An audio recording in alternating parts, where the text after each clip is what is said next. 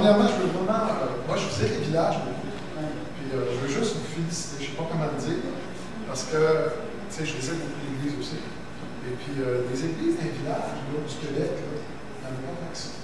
Alors je veux vraiment que Dieu vous bénisse, et puis c'est sûr que c'est un mandat particulier, c'est sûr que ça demande une persévérance à toute épreuve, puis on ressent des fois dans les villages, tu sais, des fois il y a des plans, les choses sont établies. Et c'est pas pour rien que le Seigneur a été ici. Amen. Okay? On a assemblé de prophètes. Là. Je pense que tu viens de... Vous devez vraiment, des fois, même dans le mois, je vous sens une lourdeur.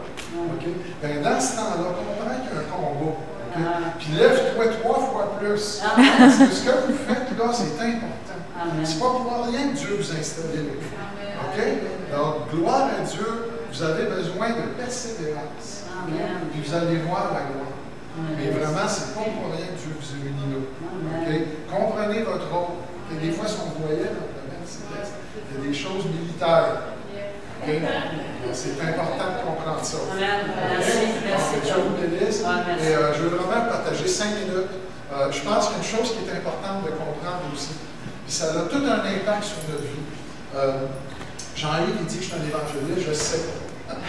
Carrément, c'est la dernière de mes préoccupations. Quand j'ai compris qu'on est à la dernière heure, j'aime l'étude des prophéties aussi beaucoup. Alors, quand tu as saisi ça, okay, qu'on est une génération de dernière heure, il me semble que les choses prennent une autre perspective. Puis quand on avance en âge, comprenez-vous? Moi, je suis en bonne santé, j'ai 60 ans, puis Dieu a dit une génération, c'est 120 ans. Alors, je vise 120, pas de joke. Parce que c'est Dieu qui l'a dit. Genèse chapitre 6. Il l'a dit, les jours de l'homme seront de 120. Mais arrêtons de croire des choses de la société du diable. Okay? C'est la parole qui a raison. Alors, on est là pour un court temps, très court temps. Okay? Puis quand on avance un peu, on le réalise. Puis on est là pour annoncer, l'apôtre Pierre dit, annoncer les vertus de celui qui nous a arraché les ténèbres. Comprenez-vous? Pour nous amener à son admirable lumière. Puis ça, c'est pour tout le monde. C'est pas pour les super chrétiens ou ceux qui ont la parole facile seulement. Comprenez? On a un mandat d'amener la parole de Dieu à toute notre société. Puis ça va bien, on est dans le peuple missionnaire, le peuple québécois. Alors, je veux juste vous exhorter, vous encourager. Quand j'ai commencé là, le porte-à-porte, ça fait presque, écoutez, j'ai fait une tournée du Canada, j'ai commencé en 2000. Et puis j'ai fait, ça m'a pris 5 ans à faire la tournée du Canada. J'ai visité presque 300 villes au Canada. Wow. Et quand je suis revenu en 2005, ça n'est pas si compliqué que ça. Des fois, on attend des grosses révélations, comme si Dieu, il faudrait qu'il nous prenne et qu'il nous amène lui-même. Il nous a donné le Saint-Esprit, c'est tout ce qu'on a besoin. Comprenez? Puis des fois, on se laisse raisonner faussement. On a un mandat d'amener Christ partout. C'est aussi simple que ça. Puis les prodiges, ça dit que ça va nous suivre. Il dit, voici les miracles qui accompagneront ceux qui auront cru. Fait que si tu avances, les miracles qui t'accompagnent, c'est automatique. Tu sais, si tu attends d'avoir les miracles avant d'avancer, t'es foutu, ça n'arrivera jamais. Alors, moi, j'ai vu des cancers plus qu'un cancer, 2 cancers du pancréas, un cancer du foie. À mesure qu'on avance, des guérisons, j'ai une page écart dans mon livre de notes. Mais je ne cours pas après les guérisons. Je cours après le Seigneur. Et puis lui, il vient avec nous autres. Vous comprenez? Alors, ma grande joie, j'ai commencé en 2005, quand je suis revenu de la tournée du Canada, c'était très simple. Il y avait 5 ans, j'étais sur la route. J'ai parlé à Jésus. Il dit, Seigneur, c'est quoi la prochaine chose? Il m'a répondu, il n'est pas compliqué. Il dit, t'aimes-tu ça? Fondez ma parole comme ça. J'ai dit oui. Ben, il dit, continue. Ça a été ça. Je n'ai pas eu de main qui m'a écrit sur un vieux fait village du Québec. Cette semaine, j'ai fait mon 498e village. Wow. Ça fait 11 ans. C'est pas rien de glorieux. L'apôtre Paul, lui, il avait le dos. Il dit dans la parole qu'il y a eu 5 fois 40 coups moins des Juifs. Comprends-tu? Il y avait 5 fois, ils ont défait le dos au complet. Quand ils faisaient ça, les Juifs, ton dos, c'était du jello. 5 fois. Puis il écrit dans Philippiens, je vous suis dans le Seigneur. À un moment donné, je pense qu'il y a une affaire qu'on doit comprendre. Si on est des chrétiens, il y a du monde dans les églises qui ne sont pas des chrétiens, comprenez-le. Okay? Il faut que le feu du Saint-Esprit nous amène à glorifier Jésus. On l'a chanté tantôt. Il n'y a plus rien qui m'intéresse que juste Jésus.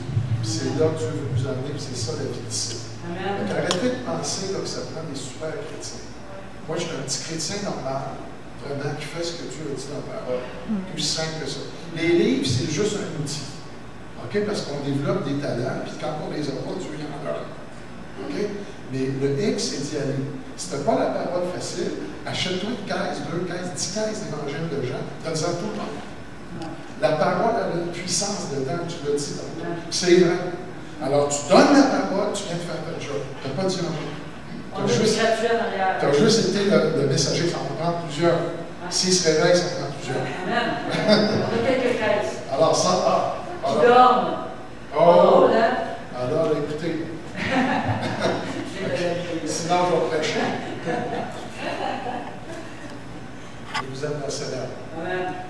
On n'est pas fait de show-off, on est là, des hommes qui font ce que. Cette semaine, j'ai fait le lac de l'âge, j'ai rencontré des personnes qui me disent qu'ils ont perdu des amis par suicide, des gens par suicide, ils n'ont pas de solution, comprenez-vous? Il y en a une solution, ça s'appelle Jésus-Christ. C'est très clair. Jésus, il n'y a rien qu'il ne peut pas faire. Rien. C'est pour ça que je vais l'inviter. Des fois, je rencontre des cas désespérés. Ils me racontent des affaires, je vais quasiment lui dire il n'y a rien à ajouter pour l'aider. Tu as trop souffert, il y a trop de problèmes. Suicide-toi. Mais moi, je connais Jésus-Christ. Le Seigneur n'a pas de limite à sa puissance. Ça ne veut pas dire que c'est toujours facile. Vous comprenez ça? Hein? Alors, j'ai quelques livres. Je vous dis ça rapidement. Vraiment rapidement. Il y en a un ici, c'est un livre que j'ai publié. Je ne fais jamais un livre sans que le Seigneur m'ait dit de le faire. Je ne suis pas un vendeur de livres. C'est des outils. Alors, ce livre-là, Dieu m'a dit, tu vas adorer les pionniers du Québec. Les vieux pasteurs. Il voyait un vieux pasteur dans son appartement. Il écrit dans le livre. Il était dans son appartement à Montréal. Il ne voit presque plus, pour l'œil avec les yeux. Il est vieux. Il n'y a même pas personne qui va chercher pour l'œil avec les yeux. Il est dans un bloc appartement. Alors, Dieu veut les adorer. C'est des pionniers. On a 12 chapitres, c'est des pionniers du Québec. C'est un peu l'histoire du pentecôtisme dans notre province. Celui-là, ça c'est mon livre, ça c'est mon bazooka. Ça c'est mon livre d'un village. Okay? C'est ça que j'utilise quand je fais ma tournée des villages. Je vous dis que si vous l'achetez, puis si vous ne le donnez pas à quelqu'un, vous le prêtez à un non-chrétien, je pense que je vais venir vous voir chez vous pour vous parler. Si vous l'achetez, prêtez-le. Le but, ça arrive des fois, je vais dans des villages. Je suis arrivé l'autre jour, j'ai eu un village. La madame, elle me reconnaît. Moi, je ne la reconnais pas. Je tape environ de 100 à 120 fois par jour. Depuis 11 ans. Fait que, Claude, je sais de voir dans ma tête, si je peux m'en souffrir, c'est inutile de trop de monde. Alors, elle me dit, ouais, t'es venu dans mon village. Puis elle me dit, j'ai acheté ton livre. C'est un couple à peu près 65, entre 65 et 70. Elle dit, mon mari n'a jamais lu un livre de sa vie. Elle dit, il est en train de finir le tien. Je parle d'enfer là-dedans, comprenez-vous? Des fois, là, avec nos yeux charnettes, là, on veut tellement amener la psychologie là, qu'on oublie l'Évangile. L'Évangile, c'est un message de repentance. Qu'on est des pécheurs perdus au total. Puis sans Jésus, là, on s'en va dans le vide. Okay? C'est ça l'Évangile. C'est une vraie bonne nouvelle. Puis la raison que les gens ne se convertissent pas, c'est parce qu'ils ne comprennent pas les états de déchéance. On dit qu'un mot, j'arrive jamais une brique pour sauver le monde. Mais le message est clair. Ça, je vous garantis que le message est clair. Okay? Ça porte son fruit. Hier, j'étais à Stoneham. Et puis, il y a un gars, j'ai passé chez eux. J'étais un peu plus loin. J'étais en train de faire mon porte-à-porte. Puis, je ressors d'un itinérant. J'ai un petit affaire avec des boulettes. J'ai mon pack-sac là-dessus. J'ai mon gros parapluie de golf. Parce que tranquillement, on ne veut pas se faire mouiller. J'ai mes bouteilles d'eau chaque part. Les Nouveaux Testaments sont là. Les évangiles de Jean sont là. Les DVD sont là. Mes livres sont dans mes bains, avec aussi mes petits feuillets que je laisse à chaque porte des gens qui ne sont pas là. Quand ils sont pas là, ils peuvent aller sur mon site web. J'ai 5 de mes bouquins qui sont gratuits. On a la parole de Dieu en MP3 gratuit, la parole de Dieu en PDF gratuit, des témoignages, etc. Donc, on peut répandre l'Évangile sans même dire non. Il y a des outils. Vous comprenez? Alors je suis en train de rouler mon carrosse. Il y a un truck qui arrive, un pick-up. Le gars, il arrête. Grand sourire. Il dit, j'ai lu 3 pages de ton livre. Il dit, toi, t'es comme un apôtre, là, dans le temps. J'ai dit non. J'ai dit, je suis un petit chrétien comme ça. Mais je fais ce que Dieu demande de faire. J'ai eu un super bon texte là, qui a donné son numéro de téléphone. Alors, cette semaine, c'est garanti que je vais contacter quelqu'un pour décoller une cellule de prière chez eux. Il est ouvert grand comme ça. Et c'est lui qui est venu. Comprenez, le Saint-Esprit est avec nous autres. C'est pas nous autres à les convaincre. Tout le monde connaît mon livre. Je vous le dis. Là. OK, j'ai le DVD, là. Puis sa photo est là-dessus, là. Ah oui, tu sais, je lui dis, connaissez-vous ça? Ah oui, Madame Lépine. Ah oui. Donc, Monique, ton prochain livre, moi, je le tiens dans la prière au coton. Des choses que tu m'as fait lire. Si tu vas dans, tu continues comme ça, c'est glorieux. Priez pour elle. Elle ne déroge pas. OK, dernière affaire. Le projet autochtone.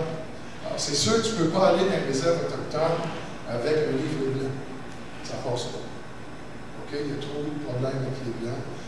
Donc, il faut les aimer, il faut comprendre la dynamique de ça. Alors, Dieu m'a arrêté, en 2012, Dieu m'a arrêté 2 ans, je suis retourné dans le pastorat. Le pastorat de 12 ans de pasteur, 12 ans d'année.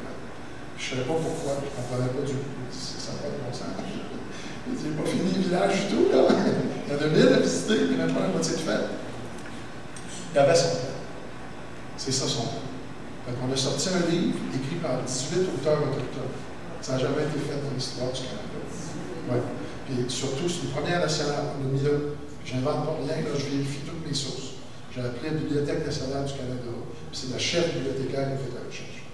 Alors, ça n'a jamais été fait dans le pays. C'est bon que ce soit des chrétiens qui sont en la tête, mais on l'a pris. Nous autres, on prend de la place. Oui. Alors là, c'est pas juste les 18 auteurs autochtones, mais ça regroupe les 11 nations autochtones. Wow. Alors, Dieu veut qu'on les bénisse. C'est pas parce qu'ils sont autochtones ou autres, c'est juste parce que c'est des créatures de Dieu, puis qu'on doit annoncer l'Évangile à tout le monde. Ils ne sont pas sauvés tant qu'ils n'ont pas accepté Jésus. Alors, le projet qu'on fait actuellement, c'est qu'on en donne gratuitement dans toutes les communautés. À date, on a visité 12 communautés, on a 5375 livres. Je viens d'en faire imprimer 12 000 en anglais. J'ai pas, en tout cas, j'ai encore besoin d'un peu de fonds. Okay? C'est sûr que je suis là pour donner des fonds. J'aime pas ça, ramasser de l'argent. Mais l'argent, elle vient du peuple de Dieu majoritairement. Ça, c'est le même, ça marche. Donc, je ne suis pas là, je ne suis pas le gars qui met des fardeaux sur le manque, avec les finances. Vous n'entendrez pas ça de ma bouche. OK? Mais ce que je dis aux gens, soyez généreux de cœur, c'est un principe biblique. Puis si vous avez compris qu'on est dans la dernière heure, comprenez bien qu'il y a des priorités. Puis, en ma connaissance, ce projet-là, ça n'a jamais été fait encore. Quand on va avoir fini, là, dans un an et demi à peu près, là, chaque foyer des 57 communautés autochtones va avoir reçu une copie gratuite du livre. Wow. Puis je vous garantis que les auteurs, on les a sélectionnés. C'est des chrétiens. Okay? Puis le message, il est aussi clair que dans mon livre. Alors, il n'y a pas d'ambiguïté là-dessus. Qu'est-ce qu'ils feront avec l'Évangile? Ça ne nous regarde pas.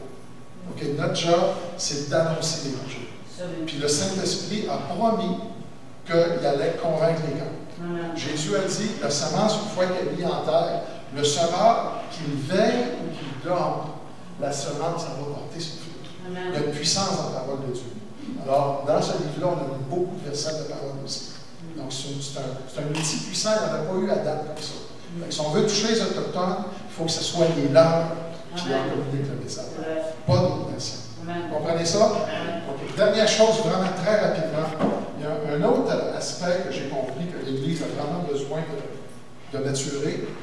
C'est un aspect des personnes un peu particulières. C'est des personnes qui ont des problèmes en santé mentale. Ma fille Émilie est schizophrène.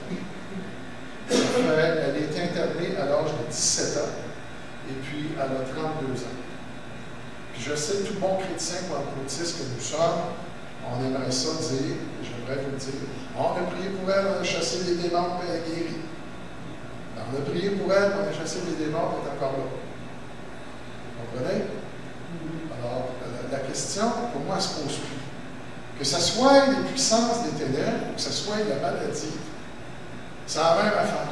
La source de guérison, de délivrance, c'est le même. Alors, on a fait venir des pasteurs, des gens qui ont plus de résultats que moi, puis des fois, quand c'est nos enfants, on dit, c'est plus difficile.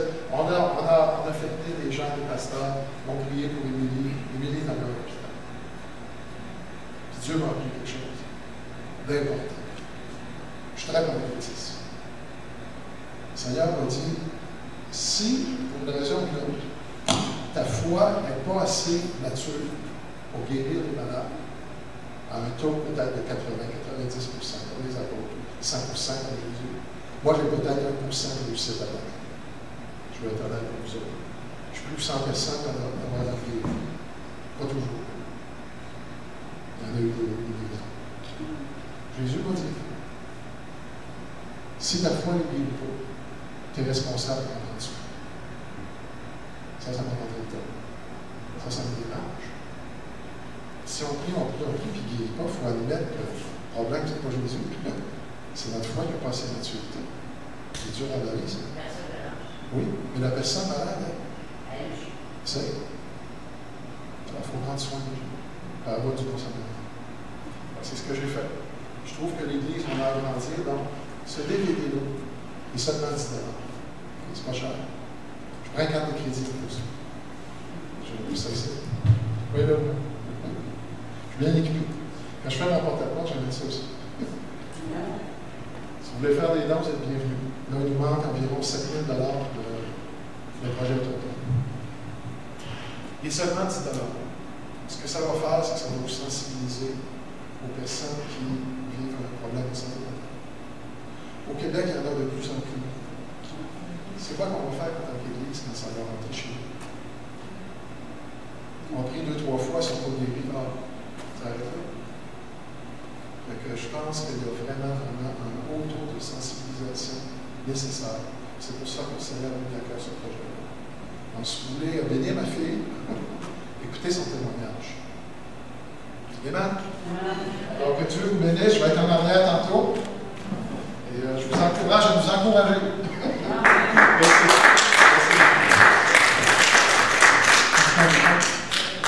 Amen. Vous savez, j'ai vraiment à cœur que Claude vienne donner son témoignage.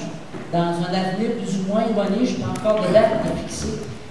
Mais je pense qu'on a entendu déjà qu'est-ce qu'il nous a dit me donne le goût d'entendre son témoignage complet. Amen. Alléluia. Alors, Amen. Levez-vous un petit peu pour découvrir. Non, ils sont là. Il est déjà 11h25, hein, ça veut dire que j'ai 20 minutes, mais on va finir à midi moins quart. Mais on va être bénis. Merci mon frère, c'était bon, c'est bon tout ce que tu nous as partagé. Et puis, et ce que tu as dit au début venait confirmer ce que j'apporte ce matin. Fait que, on va avoir un bon temps ensemble. Je vous fais lever debout, c'était juste pour vous découvrir. C'était juste pour dire que ça ne sent pas trop là. OK, fait que je vais résumer. Il y a une partie que je vais aller très brièvement. En fait, c'est un témoignage que je veux vous apporter ce matin. C'est notre témoignage à moi et Jean-Yves de notre appel puis de notre mission ici dans la région. Et c'est en lien aussi avec Néhémie. Néhémie, les premiers chapitres de Néhémie, mais le livre de Néhémie. Pourquoi le livre de Néhémie? En décembre dernier, j'ai apporté un message qui s'appelle « Levons-nous et bâtissons ensemble ». Ça, c'était au mois de décembre. C'est un message qui a une portée prophétique aussi, parce que le succès de l'œuvre ici, ça repose sur la solidarité. Amen. On va avoir les uns pour les autres. Amen. Et puis, si vous voulez avoir un bel exemple de solidarité dans la Bible, Néhémie. Néhémie, là, c'est extraordinaire comment c'était un homme de foi et comment le peuple a été solidaire avec lui. Amen. Donc, je vous résume un petit peu l'histoire. Je ne prendrai pas la prédication de décembre. Allez sur le site de l'Église. Vous pouvez aller la réécouter. Mais ce matin, je veux quand même vous parler un peu de solidarité et vous apporter notre témoignage. En fait, le livre de Néhémie, c'est très simple. C'est que Néhémie, c'est un homme de Dieu. Il est rempli de foi. Il est rempli de compassion pour son peuple. Il occupe une position très stratégique auprès d'un roi. Et puis, un jour, il va voir le roi et lui demande d'être libéré, d'avoir un congé pour pouvoir partir en mission à Jérusalem dans le but d'aller reconstruire la muraille qui a été complètement ravagée, complètement détruite. Donc, Néhémie obtient la permission du roi, il obtient tous les lettres qu'il a besoin, il obtient tous les appuis, il obtient toutes les finances et il part pour Jérusalem avec la mission de rebâtir la muraille. Donc, il concerte tous les sacrificateurs, tous ceux qui sont en charge du projet là-bas, il les concerte et finalement, ils viennent en accord avec lui. Et ça, on peut lire ça, je vais juste vous lire le verset, là. Ce ne sera pas long, parce que je dois me retrouver dans mes feuilles.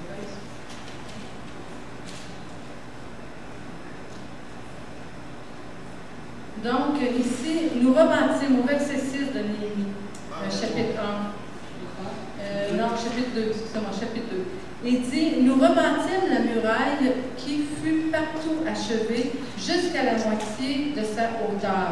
Et le peuple prit à cœur ce travail. Voyez-vous? Oui, 2.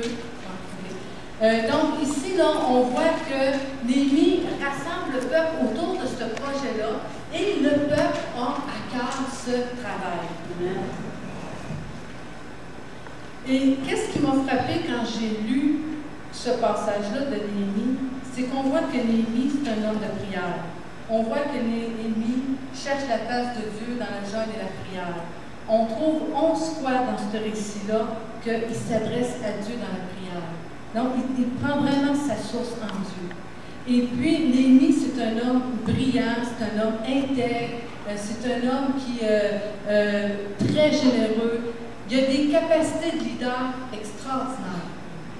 Mais, malgré toutes ces belles capacités, sans que le peuple vienne avec lui solidaire, Néhémie n'aurait jamais pu rebâtir la muraille. Donc, cette grande œuvre qui a été de rebâtir la muraille, elle a été possible parce que le peuple a été solidaire avec la vision de Néhémie. Ils ont été solidaires comment? Ils ont été solidaires dans le travail effectué. Ils ont été solidaires dans la générosité de leur temps et de leur bien. Ils ont été solidaires dans le combat à mener contre l'ennemi qui a tout fait pour les décourager. Vous pouvez être sûr que quand on se lève et on dit « bâtissons pour l'Éternel », vous pouvez être certain qu'il y en a un autre qui se lève et qui vient mettre de l'opposition.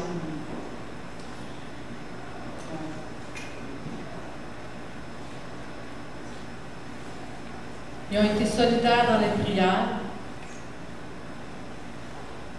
Ils ont établi des gardes jour et nuit. Ça, c'est on peut le voir comme des intercesseurs pour se défendre contre les attaques de l'ennemi. Ils ont été solidaires pour s'encourager aussi. Parce que vous savez, quand on vient pour bâtir une œuvre, bâtir quelque chose pour l'Éternel, il y a toujours des gens qui vont porter plus que les autres, qui vont prendre le fardeau plus à cœur, qui vont porter, et le danger, c'est le découragement. Mais non, ils se sont tenus les coudes serrés pour qu'il n'y ait pas cet effet-là de découragement.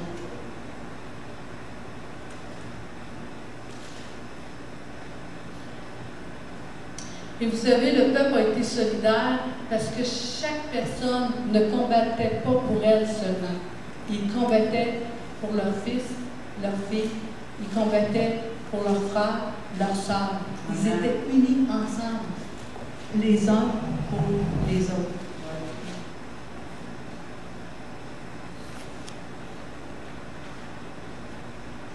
Ouais.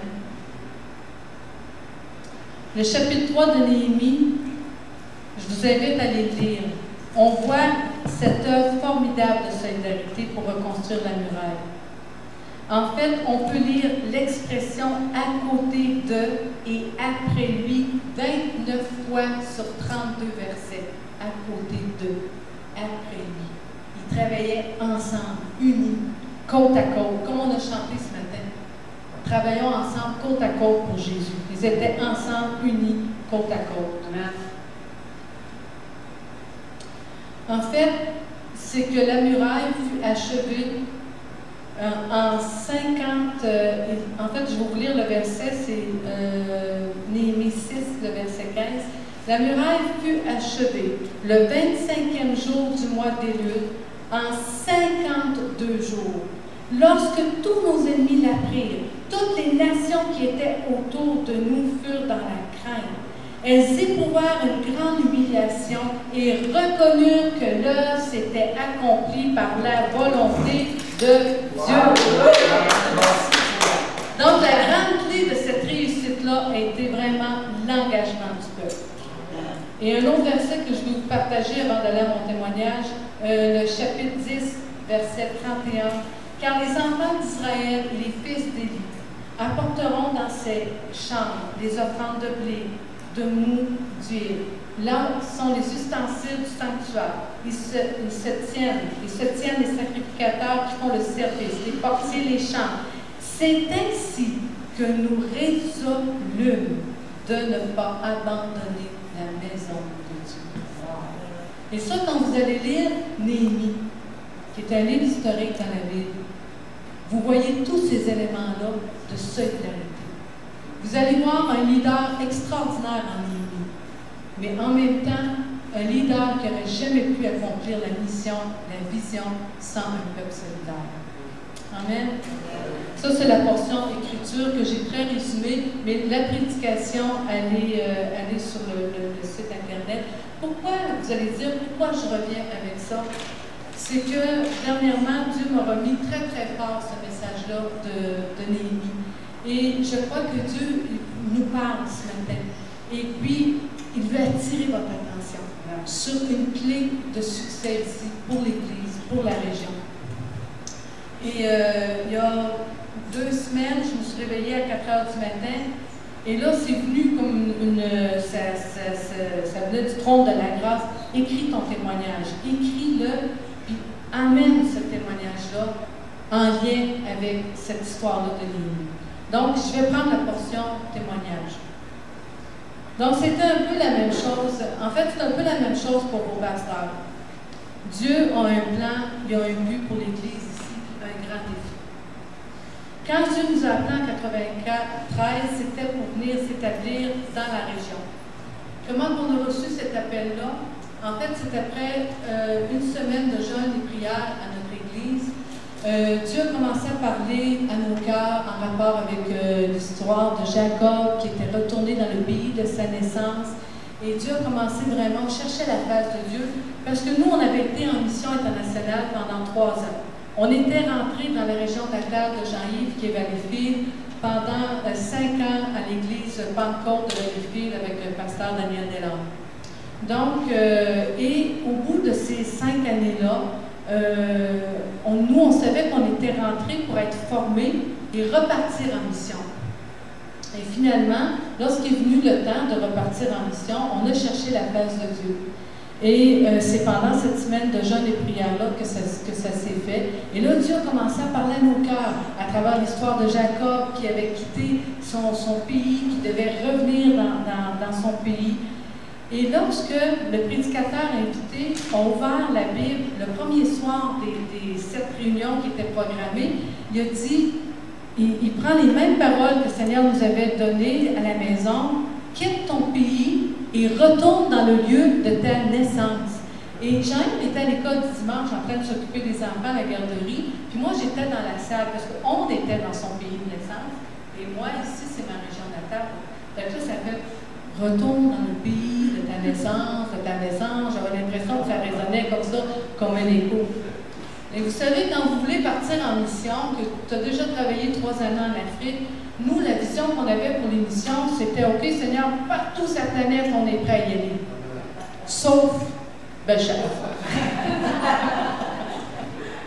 C'était comme, pour moi, c'était comme pas la destination.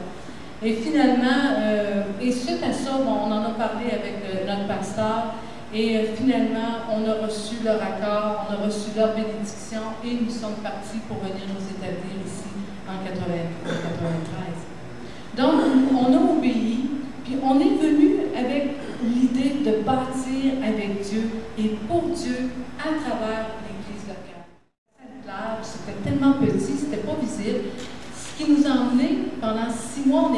on demeurait à la Quai-de-Chemin, à voyager à Saint-Georges. Mais on ressentait que l'appel n'était pas là. L'appel était pour la région. Ici, immédiate, Bellechasse-et-Chemin. Quand on a acheté la ferme à Saint-Léon, là, Dieu a permis qu'on trouve la petite église locale qui était ici et on a joint cette église-là. Vous savez, la première année, j'ai pleuré. Première année. On partait d'une église de 100 personnes, bien organisée, bien orchestrée, des belles louanges. Et là, tu arrives dans une église de campagne, il y a un orgue. Un orgue? OK. Et là, je vous dis, je pleurais. Je pleurais. Un jour, Dieu m'a dit, là, arrête là, de te plaindre là, pour la louange, implique-toi. Et j'ai commencé tranquillement avec un petit instrument de percussion à chanter. Vous auriez dû me voir, c'était de toute beauté. Il arrivait toutes choses. Amen. Donc, on a oublié, on est parti avec cette idée-là de venir et de se joindre à l'église locale. Et là, on s'est engagé. On a servi dans tous les secteurs. Ménage, l'école du dimanche, la louange, la prière, l'administration, la jeunesse. Et on a supporté cette œuvre-là avec nos dîmes, nos offrandes. On était engagés. Engagés. Comme dans une armée, tu t'engages. Et on était aussi redevable à notre pasteur à l'époque. Quand on s'absentait, on lui téléphonait et puis on lui disait, ben, on doit s'absenter pour telle raison. Puis on trouvait des remplaçants si on était impliqué le dimanche. Pourquoi? Parce qu'on se sentait responsable tout le temps. On ne faisait qu'un en fait avec cette église-là. Alors que quand on avait aussi notre ferme à Saint-Léon pour notre ferme agro-touristique, combien de fois qu'on a refusé de servir des brunchs le dimanche matin? C'était payant, ça, les brunchs. On a refusé les brunchs. On servait nos clients qui étaient au gîte à la ferme, on réglait la facture, puis on partait à l'église, on leur laissait fermer la maison, on leur laissait barrer la boutique, on n'a jamais été inquiet de se faire voler quoi que ce soit, on ne s'est jamais rien fait voler non plus. Et encore là, on partait, pourquoi? Parce qu'on était engagés envers notre église. C'était notre priorité. Le dimanche, c'était notre rendez-vous d'hiver, c'était notre priorité. Vous savez, dans Acte 2, 42, on voit qu'ils persévéraient dans l'enseignement des apôtres, dans la communion fraternelle, dans la fraction du pain et dans la prière. Et il y a un facteur très puissant avec ça. La crainte s'emparait de chacun. Wow! Il se faisait beaucoup de prodiges et de miracles par les apôtres. Voyez-vous la puissance qui est en lien avec le fait d'être ensemble, d'être solidaires. Donc, on persévérait dans toutes ces choses-là. Et cela nous a conduit aussi à être un bon témoignage aussi dans notre communauté. En travers l'engagement, vous savez, de l'Église, Dieu a formé notre caractère, il continue à former notre caractère. Ça, on va être complètement libre lorsqu'on va être avec Jésus. Et puis, il nous a polis. On a appris à marcher dans l'amour. On a appris à pardonner. Vous savez, une petite église de campagne, là, tu te frappes les uns les autres. Là, c'est pas toujours facile. Nous nous sommes vidés de nous-mêmes pour revêtir Jésus de plus en plus. Mais cela n'a été possible au travers de l'engagement et au travers du temps aussi. En 2011, nous avons été relâchés comme leaders de cette Église par la main de Pasteur Luc et la main de Pasteur Georges Charbonneau, qui est notre apôtre ici dans l'Église. Vous savez, Dieu savait ce qu'il faisait quand il nous a appelés dans la région. Dieu nous a parfaitement conceptualisés pour cet appel ici dans la région. Il nous a choisis, il nous a établis. Mais laissez-moi vous dire qu'il nous a testés à travers notre engagement. Parfois, on nous voulait abandonner. Parfois, on n'avait pas la bonne attitude. Ben oui. On était en formation. Est-ce qu'on s'est repenti? Oui. Est-ce qu'on a toujours eu la bonne attitude? Non. On a voulu abandonner tellement des fois. Mais l'amour de Dieu, la crainte de Dieu, nous a gardés dans le chemin, bien que c'était difficile pour nous. Ça nous a gardés. Parce qu'on savait que si Dieu ne donnait pas le OK de partir, on sortait de ça. Et on avait cette crainte-là, ce souci-là de dire, non, tu nous as appelés dans la région, on va, tant que tu ne nous diras pas de bouger, on ne bougera pas. Vous savez, en 2010, Eugène May était venu ici, le prophète Eugène May. C'est en 2011 qu'on a été relâchés. Puis il nous avait donné cette parole-là ensemble. Il dit, mon onction est en vous. Mon onction pour l'Église de Dieu. Onction pour l'œuvre de Dieu. Oui, mon onction pour la communauté, pour la région. Mon onction est en vous. Que l'onction de Dieu tombe sur vous, tombe et agisse. Seigneur, touche-les ensemble. Et vous, c'est un appel qu'on a reçu ensemble, qui était confirmé en 2010 et 2011, on était relâchés. En fait, 1 an après avoir pris la relève, Dieu a pourvu pour ce magnifique bâtiment-là. C'est un miracle, hein, ce bâtiment-là. C'est vraiment un miracle. Et ça a été le fruit de prières exaucées au fil des années. C'est vraiment, on a réclamé pendant presque 7 ans, on réclamait cette bâtisse-là.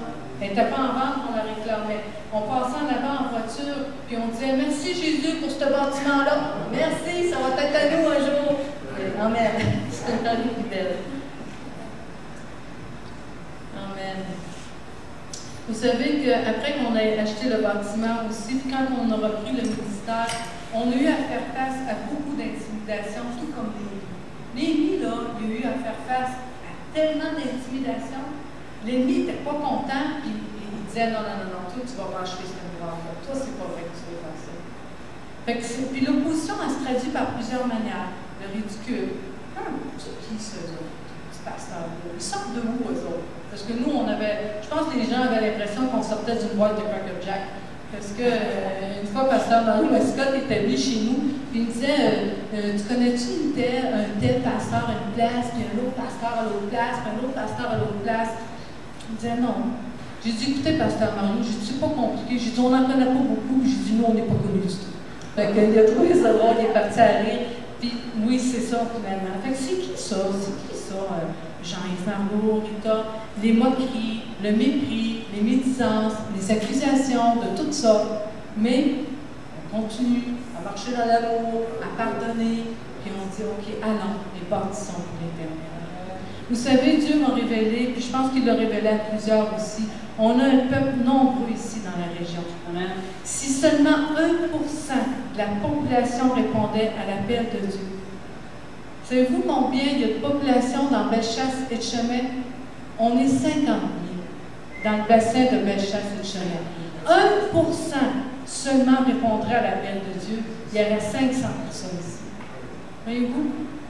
Est-ce qu'on peut se donner ce défi-là comme Église de dire, hey, cette année-là, je vais chercher une personne de paix pour l'emmener à l'Évangile?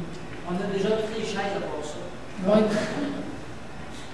Mais voyez-vous, sans l'engagement du peuple de Dieu, nous ne pourrions pas accomplir ce dessein pour cette région et la grande commission. Vous savez, ce n'est pas une histoire de nous, là. Ce n'est pas une histoire de notre appel, une histoire de nous. Ce n'était pas une histoire de Néhémie rebâtir la muraille.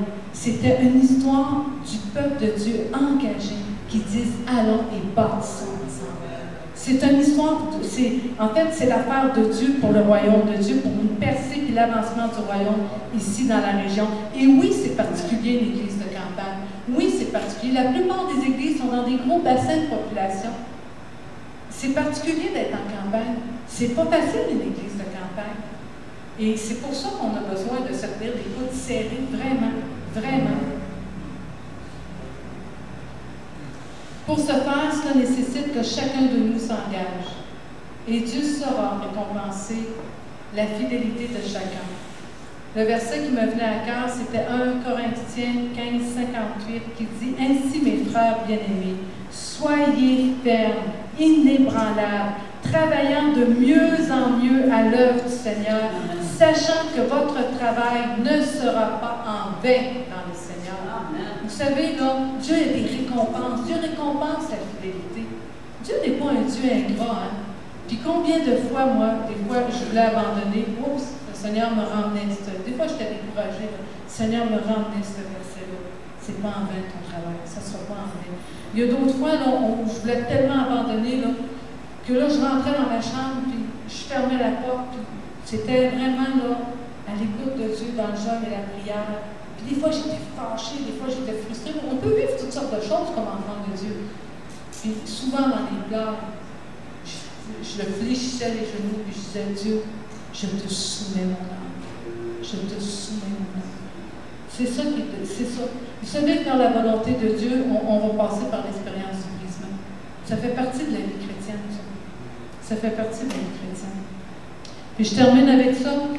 Le verset Néhémie, à un moment donné, s'est exclamé au peuple de Dieu, puis a regardé la belle déclaration.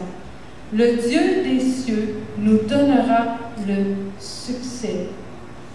Nous, ses serviteurs, nous nous levons et nous bâtissons. Wow! Nous nous levons et nous bâtissons. Amen. C'est un encouragement, une exhortation de dire vraiment, soyons solidaires. Soyons solidaires les uns et les autres. Et soyons solidaires avec l'œuvre de Dieu ici dans la région. Et puis, attendons-nous à voir de grandes choses et on va être bénis ensemble. Amen. Amen.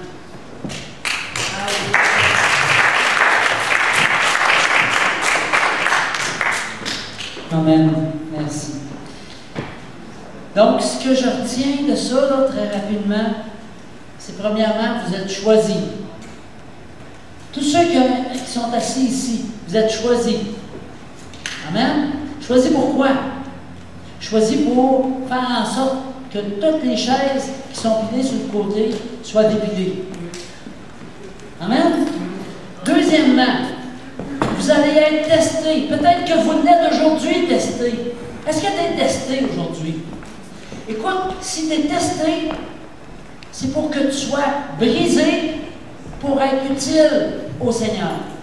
Dieu ne se plaît pas de te briser, mais tu as besoin d'être brisé pour être entièrement. Tantôt, je voyais Yves qui avait emmené la marionnette. Puis, la main de Dieu, on devrait être aussi souple qu'une marionnette. Amen? C'est quelque chose, ça demande d'être brisé, oui. Puis troisièmement, vous allez être établi. Puis Rita n'a pas témoigné ça pour nous montrer plus fin que les autres. C'est pas ça qui est l'idée, mais tellement pas. Le but est simplement de dire, avançons ensemble.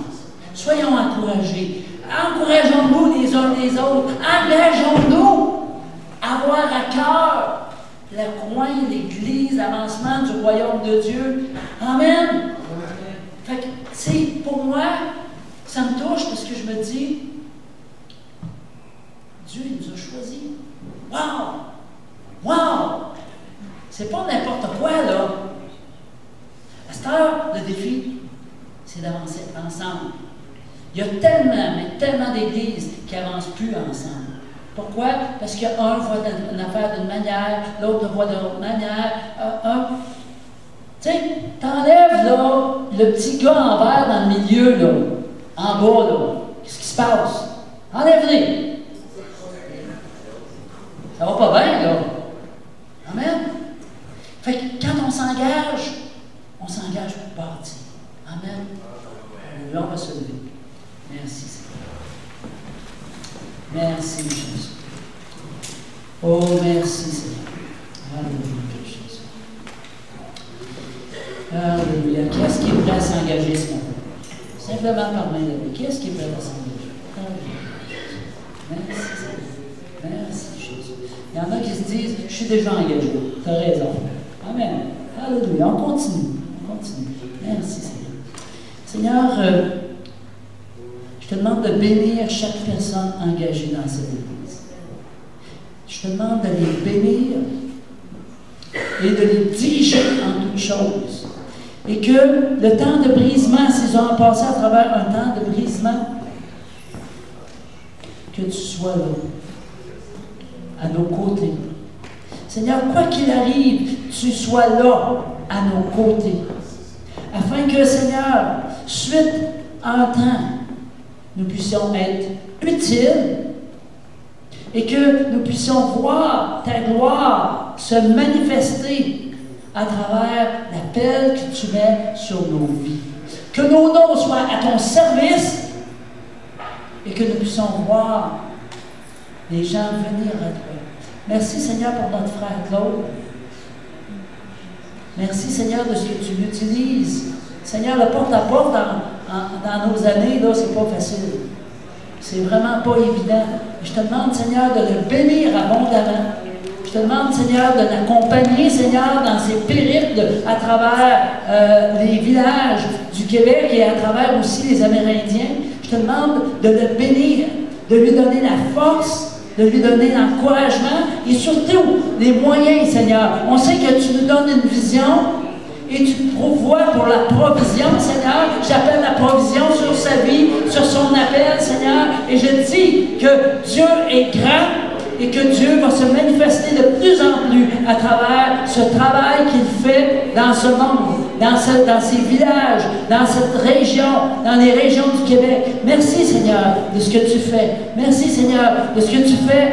Tu réveilles plein d'églises, plein de feux, Seigneur, un peu partout. Il y a des feux à gauche, des feux à droite, des feux dans des petits villages, Seigneur, des feux dans des grandes villes. Mais Seigneur, le feu s'allume et Seigneur, ça se répand. Ta parole se répand avec puissance et on se réjouit, Seigneur, de voir ta parole qui se répand. Merci, Seigneur, de ce que du réveil qui s'en vient ici dans la région. Et j'appelle, Seigneur, ce réveil. On voit, Seigneur, les gens qui viennent à toi, qui se donnent, qui donnent entièrement leur vie, pas à peu près, là, pas à moitié, mais donnent entièrement leur vie à toi, Seigneur. Et nous te remercions, Seigneur, de ce que tu vas agir avec puissance. Oh, merci, Seigneur, de ce que tu nous utilises. Nous voici, Seigneur. Nous voici. En Jésus. Amen. Amen. Merci, Seigneur.